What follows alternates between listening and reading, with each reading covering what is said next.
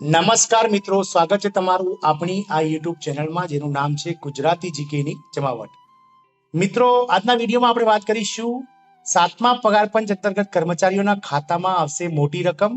કારણ કે મોંઘવારી ભથ્થાની જે 1 જાન્યુઆરી 2004 થી 4% વધવાનું છે તેની જાહેરાતની સાથે સાથે સરકાર ટૂંક સમયમાં મિત્રો જે કોરોના સમયનું જે 18 મહિનાનું બાકી નીકળતું ડીએ એટલે કે મોંઘવારી ભથ્થાનું જે એરિયસ છે તે પણ મિત્રો કેન્દ્રીય કર્મચારીઓને મળવા માટે જઈ રહ્યું છે મિત્રો. તો આજના વિડીયોમાં મિત્રો આપણે વિગતવાર જાણીશું કે કઈ ફોર્મ્યુલા અંતર્ગત સરકાર 18 મહિનાનું બાકી ડીએ એરિયસ અને 1 જાન્યુઆરીથી કેટલા ટકા મોંઘવારી ભથ્થું વધારશે. તમામ માહિતી આજના વિડીયોમાં મેળવીશું, તો વિડીયોના અંત સુધી બન્યા રહેશો. અને જો તમે અમારી ચેનલમાં નવા હોય તો અમારી ચેનલને સબસ્ક્રાઇબ કરી લેજો. સાથે મિત્રો બેલ આઇકોનને દબાવીને ઓલ નોટિફિકેશન ઓન કરી લેજો, જેથી કરીને અમારી ચેનલ પર મૂકવામાં આવતા વિવિધ ભરતીના નોટિફિકેશન, વિવિધ ભરતીઓના પરિણામ સાથે જનરલ નોલેજને લગતા વિડીયોઝ અને મિત્રો કર્મચારી સરકારી કર્મચારી પેન્શનર્સ અને યોજનાઓને લગતા પરિપત્રો તમને સરળતાથી મળી જાય. તો મિત્રો 7મા પગાર પંચ અંતર્ગત કર્મચારીઓના ખાતામાં આવશે મોટી રાહત રકમ. કારણ કે મોંઘવારી ભથ્થાની સાથે 18 મહિનાનું જે ડીએ બાકી છે કોરોના સમયનું તે પણ મિત્રો સરકાર દ્વારા આપવાની તૈયારીઓ હાથમાં ધરાઈ રહી છે. કેન્દ્ર સરકાર હોળીના તહેવાર પર મોંઘવારી ભથ્થામાં વધારાની જાહેરાત કરી શકે છે. અત્યાર સુધીના ડેટા પ્રમાણે કેન્દ્રીય કર્મચારીઓના મોંઘવારી ભથ્થામાં 4%નો વધારો નક્કી માનવામાં આવી રહ્યો છે. સરકારની જાહેરાત બાદ કર્મચારીઓનું મોંઘવારી ભથ્થું વધીને 50% પાર થઈ જશે. મિત્રો આપ સૌને જણાવી દઈએ કે ભારત સરકારના શ્રમ મંત્રાલય દ્વારા દર મહિને જે all India consumer price index છે તેના ડેટા બહાર પાડવામાં આવે છે અને ફુગાવો તથા મોંઘવારી દર જે છે તે દેશમાં કયા પ્રકારની દર મહિને રહે છે તેના જે છે તે આંકડો બહાર પાડવામાં આવે છે. તો ગત ડિસેમ્બર મહિના સુધીનો જે આંકડો છે તે મિત્રો 50%ને પાર થઈ ગયો છે. અને શ્રમ મંત્રાલય દ્વારા ડિસેમ્બર મહિનાના જે એઆઈસીપીઆઈના આંકડા બહાર પાડવામાં આવ્યા તેમાં મોંઘવારી ભથ્થું જે છે તે મિત્રો 50.28% જેટલું થઈ ગયું છે. એટલે કે લગભગ 4%નો જે મોંઘવારી ભથ્થો છે કેન્દ્રીય કર્મચારી અને પેન્શનર્સ માટે તે મિત્રો નક્કી થઈ ગયો છે. અને 1 જાન્યુઆરી 2024 થી આ જે વધારો છે તે લાગુ પડશે. અને કેન્દ્ર સરકાર દ્વારા મિત્રો હોળીના તહેવાર પહેલા એટલે કે દર વખતના ટ્રેન્ડની જેમ મિત્રો આ વખતે પણ માર્ચ મહિનામાં ગમે ત્યારે આ જે ભથ્થું છે મોંઘવારી ભથ્થાનો વધારો તે મિત્રો જાહેર કરી શકે છે.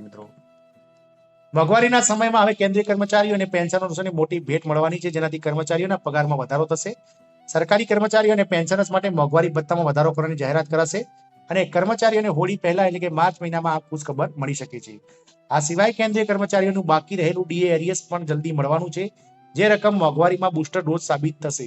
લોકસભા ચૂંટણી પહેલા આ મોટી ભેટ આપવાની સંભાવના બની રહી છે, જેનાથી કર્મચારીઓને બમ્પર ફાયદો મળવાનો છે. મિત્રો સરકારે સત્તાવાર રૂપે તેની જાહેરાત કરી નથી, પરંતુ મીડિયાના રિપોર્ટ્સના દાવા પ્રમાણે જે છે તે મિત્રો આ જે 18 મહિનાનું કોરોનાનું બાકી નીકળતું એરિયસ છે તે આપવામાં આવશે તેવું લોકસભાની ચૂંટણી પહેલા રિપોર્ટ્સમાં દાવો કરવામાં આવે છે.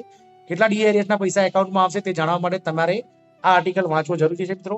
કારણ કે ડીએમાં થશે આટલા ટકાનો વધારો. કેન્દ્ર સરકારના કર્મચારીઓ અને પેન્શનર્સ માટે ખજાનો ખુલશે, જેનાથી મોટી સંખ્યામાં કર્મીઓને ફાયદો થવાનો છે. કેન્દ્ર સરકાર મોંઘવારી ભથ્થામાં 4%નો વધારો કરશે, એટલે કે કેન્દ્રીય કર્મચારીઓના જે બેઝિક પગારમાં છે તે 4 મિત્રો વધારો કરવામાં આવશે.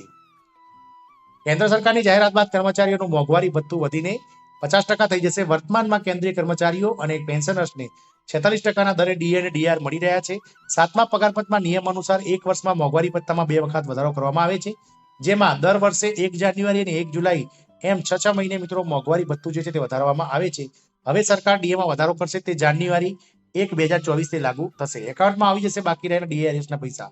કેન્દ્ર સરકાર જલ્દી બાકી રહેલા ડીએ એરિયસના પૈસા પણ એકાઉન્ટમાં જમા કરી શકે છે, જેનાથી કર્મચારીઓને મોટી રકમ મળી શકે છે. સરકાર કોરોના સમયનું એટલે કે 1 જાન્યુઆરી 2020 થી લઈ અને 30 જૂન 2021 સુધીનું 18 મહિનાનું બાકી રહેલું ડીએનું એરિયસની જાહેરાત પણ મિત્રો માર્ચ મહિનામાં હોળી પહેલા કરી શકે છે. કોરોના વાયરસના સંક્રમણના કારણે જાન્યુઆરી 1 2020 થી 30 જૂન 2021 સુધીના ડીએ એરિયસના પૈસા અપાયા નથી. ત્યારબાદથી કર્મચારી વર્ગ સતત મહેનત કરી રહ્યો છે. કર્મચારીઓ સરકાર પાસે આ બાકી ડીએ એરિયસની માંગ પણ કરી રહ્યા છે. જો સરકાર આ જાહેરાત કરે તો સરકારી કર્મચારીઓના ખાતામાં 2 લાખથી પણ વધુ રૂપિયાઓ અલગ અલગ કેટેગરી વાઇઝ આવી શકે છે.